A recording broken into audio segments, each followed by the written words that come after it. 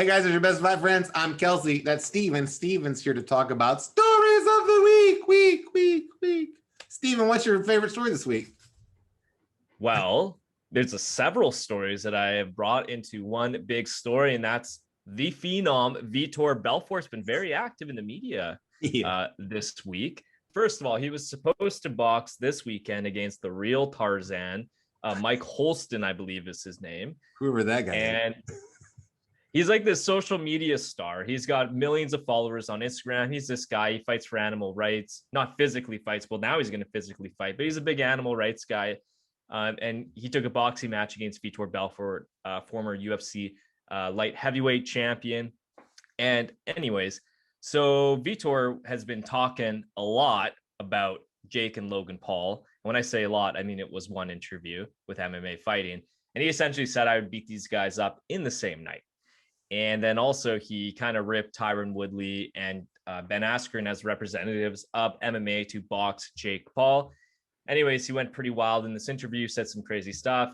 The link is in the show notes below. Today, it's been reported by several reporters, Ariel Helwani, Mike Coppinger. The man, the myth, the legend, Mike Coppinger. That guy. That Vitor Belfort is going to box Oscar de La Hoya, the Golden Boy. Golden Boy.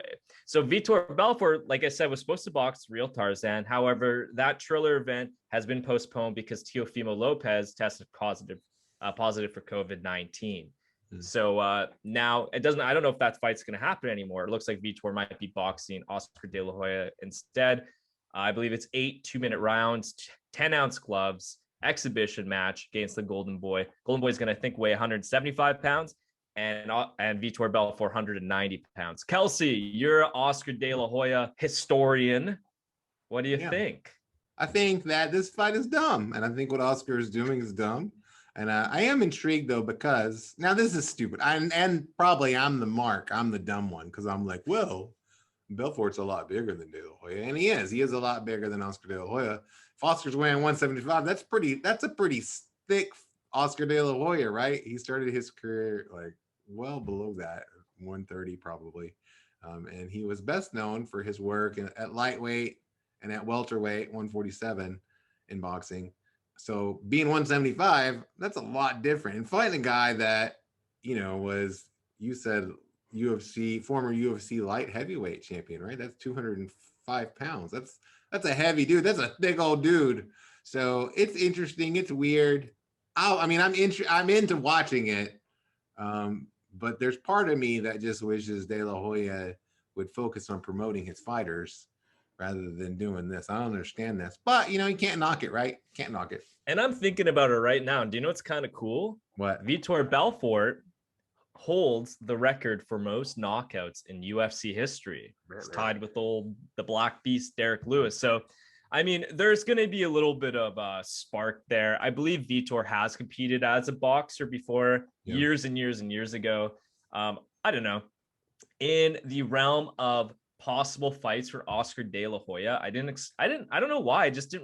I wasn't thinking of this one. There's talk about maybe Chuck Liddell, Eddie Alvarez, a lot of other guys. I hadn't really thought about Vitor. And then when I heard it today, I was like, oh man, like cool. Well, now it's Oscar's chance. Oscar has been adamant. He's repeatedly said like that he would have knocked Conor McGregor out within 3 rounds.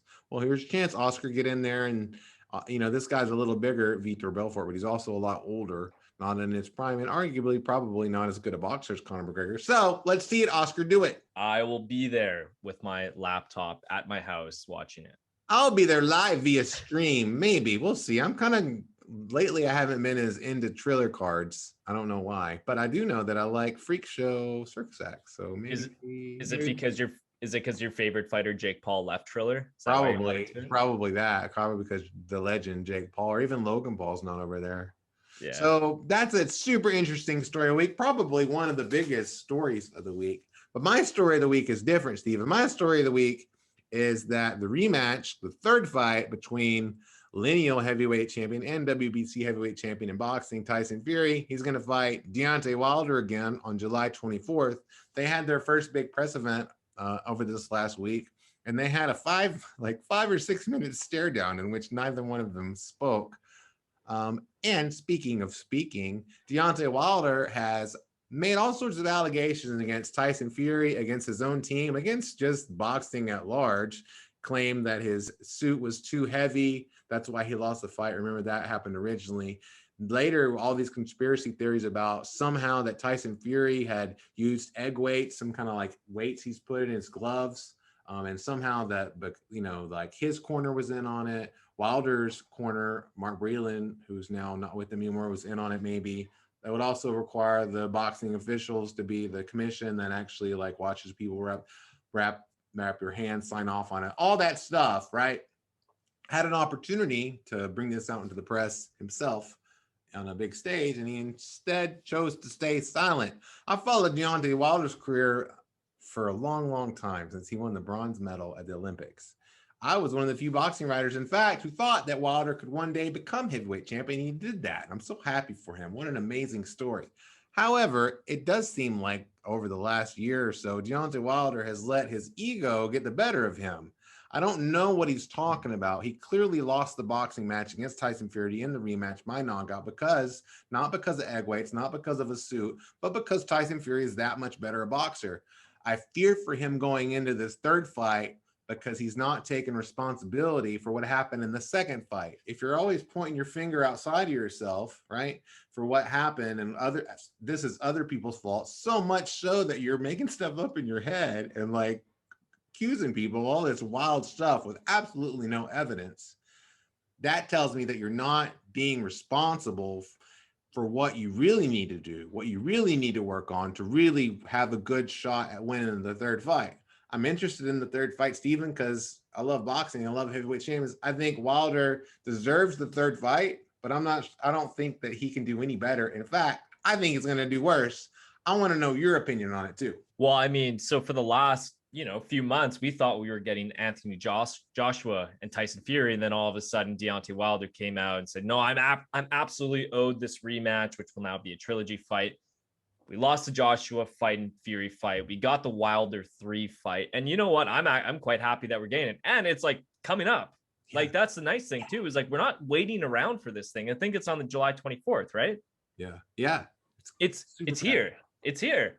And I do agree with you. I think that Wilder does deserve that fight. It was in the contract. The rematch clause was in that contract. Okay, let's see it. We're not waiting around anymore. We're going to see it. I also agree with you. I do think that Wilder's not going to do as well as he even did in the second fight. I think that it's going to be much more furious fight coming July 24th. I'm happy we're getting it.